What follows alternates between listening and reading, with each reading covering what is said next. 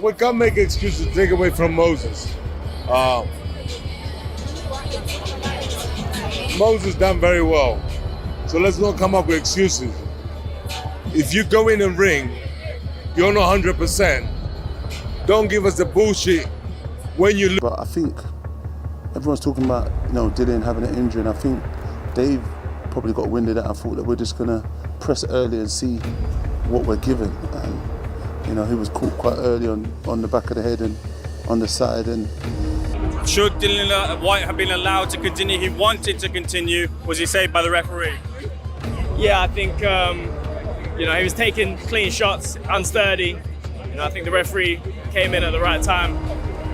Derek Chisora ripped into Dillian Whyte with no mercy, blasting his weak excuses and exposing him as a washed-up fighter. Chisora made it crystal clear. Moses Itauma beat him fair and square. No injuries, no stories. Fans are tired of Whitey's whining, and Derek humiliated him in front of the whole boxing world. Give us a bullshit, yeah. So, but what I'm gonna say is, people always say, "Oh, I was not well, that's why I lost the fight." No, didn't lost the fight because the younger man has stepped up and then you got caught. The first show which killed him was a tempo show. Johnny Nelson didn't sugarcoat it either. YT wasn't unlucky, he was simply beaten by the better man. No injury excuses, no rust excuses, just a clear loss to a superior fighter. Nelson's words hammered home that reality. Dillian Whyte's defeat wasn't controversial, it was conclusive and brutally straightforward. He's done everything possible, so he got in there and was beaten by the better man. Did he lose or did he get beat? He got beat. So it's a case of how he deals with it. Eddie Hearn then weighed in, pointing out just how shocking Whitey's decline really was. Eddie Hearn laid it bare. Whitey had nothing left. At 37, inactive and shot to bits, he looked helpless while Moses Itauma dismantled him. But as Hearn made clear, credit must go to Moses, because no matter how faded Whitey was, Itauma still had to step in and finish the job in ruthless fashion. Very sad, I just watched it back, he really didn't land much clean. He is unbelievable, Moses, he's a brilliant talent, but Dillian, when Dillian Whyte accepted this fight, I was very surprised. And I think probably we saw the reason why tonight. I think that's the end of the road. This was pure embarrassment for Whyte. A veteran heavyweight, yet one southpaw shot to the temple and his night was over. Derek Chisora practically laughed at the idea. Years in the game and never ready for a lefty? That's not bad luck, that's amateurish. And still, Whyte hides behind excuses instead of facing the truth. Hey listen, you go caught the head on the temple. And then after that, it was a long night for him. I'm a bit sad because I didn't want him to go out like that. Duke McKenzie then twisted the knife even deeper. Duke McKenzie trolled Whyte perfectly, suggesting money was the only reason he stepped into the ring. And he's right, because this fight exposed that Whyte had no chance against Moses. To think he could scalp Itauma is laughable. All he left with was a swollen face, a broken ego, and a fatter bank account. Your career, at the end of your career, you'll look at your bank balance and say to yourself, you know what, it was worth it. Dillian Whyte can look at his bank balance and say, last night's fight was worth it. Did he do it for the money? He probably did. Moses Itauma is a huge name, and it would have been a massive scalp to have had, but it was never going to be the case. Dave Coldwell hit the nail on the head. This wasn't just a loss for Dillian Whyte, it was a nasty full stop to a fading career. The painful part? Everyone saw it coming but Whitey himself. He strutted in with the same old bravado, only to get folded by a teenager who made him look like a slow, outdated journeyman.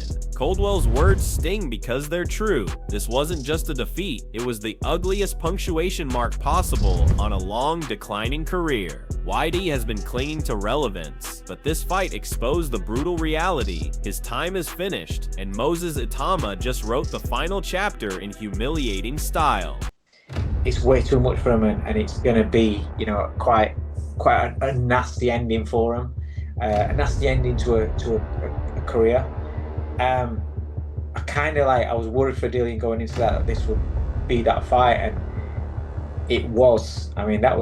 It don't get as it can't be any worse than that to punctuate a career, to end a career. Tyson Fury didn't hold back. Boxing is a young man's game, and Moses Itauma just proved it by wrecking Whitey. Fury mocked the whole generation of old men hanging around the heavyweight scene, lumping Whitey in with the lot of them. The reality is brutal. These so-called veterans are finished, and Itauma represents the next era. Fury knows what everyone saw. Whitey looked slow, predictable, and completely outclassed by youth. Instead of whining with excuses, Whitey should acknowledge what Fury is spelling out. Old legs don't beat hungry lions. Itauma's speed, power, and fearlessness expose every weakness in fighters like Whitey. Fury's words are a death sentence to the old guard. Moses is coming, and Whitey's humiliating loss is just the first warning shot. Boxing's a young man's game and he waits for nobody. So here's the opinion, you've heard it here first. Moses Itauma will wreck all them old men out of the division.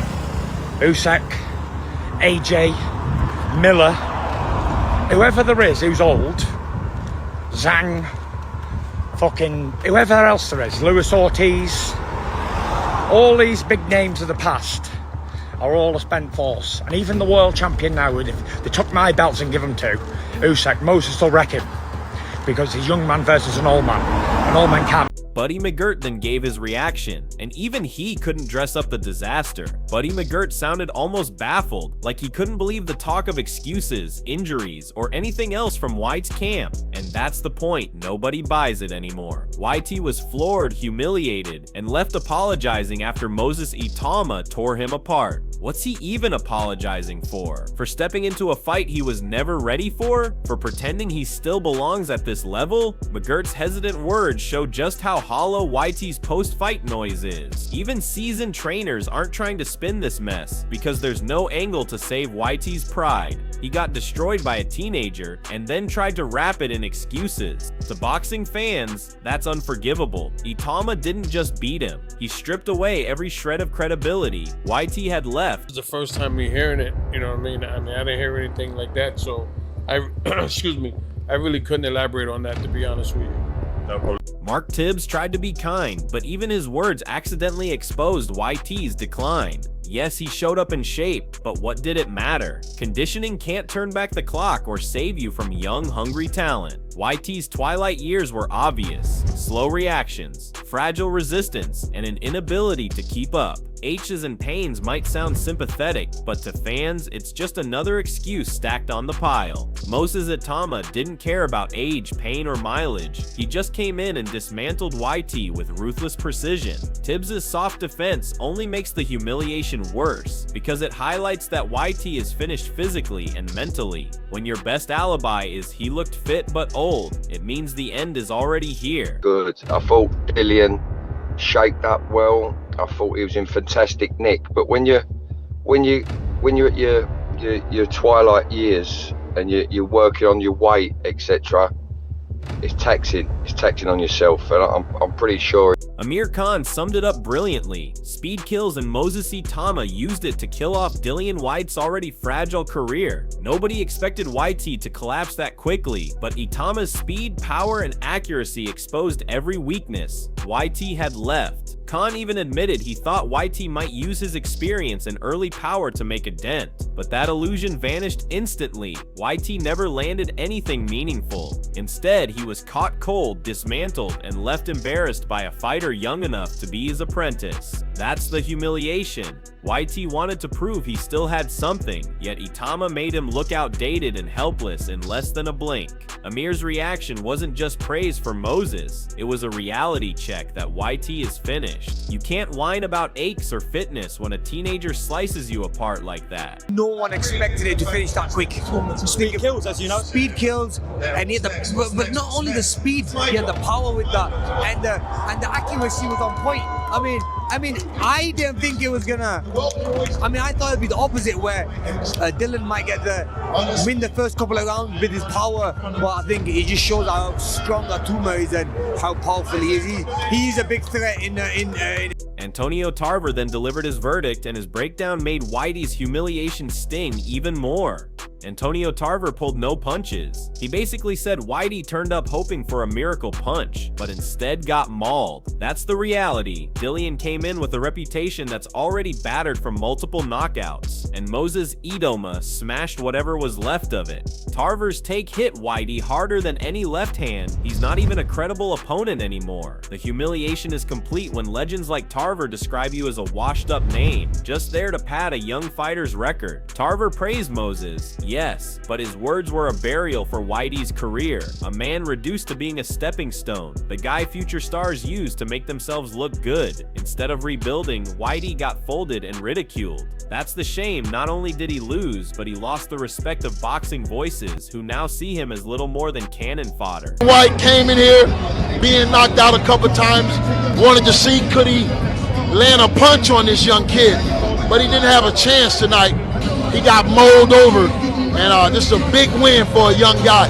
But he got to continue to fight credible opponents, and he got to get tested. He got to fight a young fighter like himself and beat a credible opponent like that, not these old, washed-up fighters that he can only just look good against. Frank Warren's words sealed the night. This wasn't just a fight, it was history in the making. Moses Itauma dismantling Dillian Whyte so easily was more than an upset. It was the beginning of a generational shift. Warren wasn't exaggerating. Moses has all the tools: speed, power, composure, and the fearlessness of youth. In contrast, Whitey looked like a relic of a bygone era, exposed and humiliated while the new era broke through. Warren sees what the rest of us do. If Moses continues at this pace, he could be the defining heavyweight of his generation, spoken about alongside the greats. And for Whitey, that's the bitterest humiliation. His downfall will forever be remembered as the night Moses Itauma announced himself to the world. From headliner to highlight reel victim, Whitey's name is now stamped into history as the stepping stone that launched the next superstar. I think we're seeing history being made with him. I really do feel he's going to be a fighter of his generation and of the.